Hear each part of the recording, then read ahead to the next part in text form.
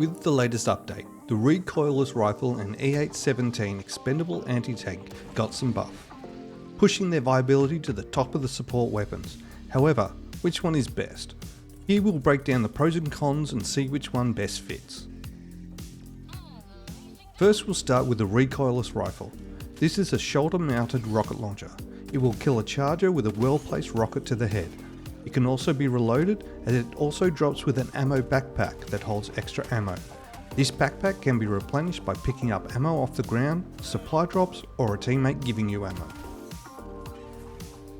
The strength here of it being able to reload is also its weakness. Essentially, this weapon takes up two equipment slots, that being the support weapon slot and the backpack slot.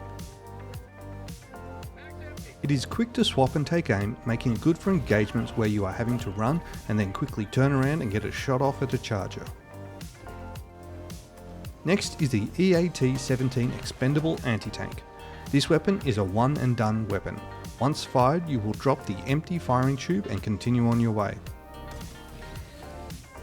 This one-shot nature of the weapon is offset by when calling down your EAT-17, it will supply two in the same drop. This support weapon also has a very short cooldown.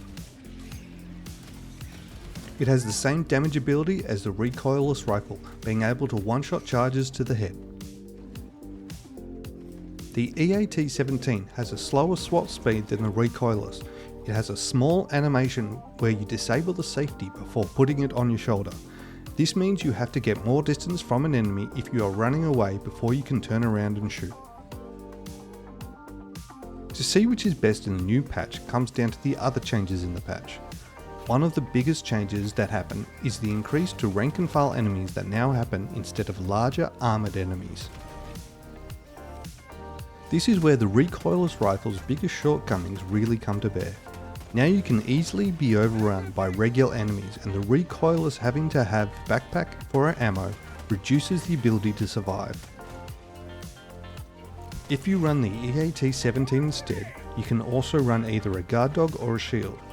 For example, having the guard dog to thin out the constant flow of enemies will be of more use than the ammo backpack for the Recoilless.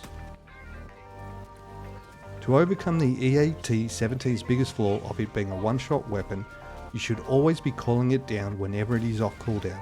Before you start any fight, you should call it down, even if you are holding one. During any engagement, you'll be able to have many EAT-17s sitting around, ready for you to pick up and use.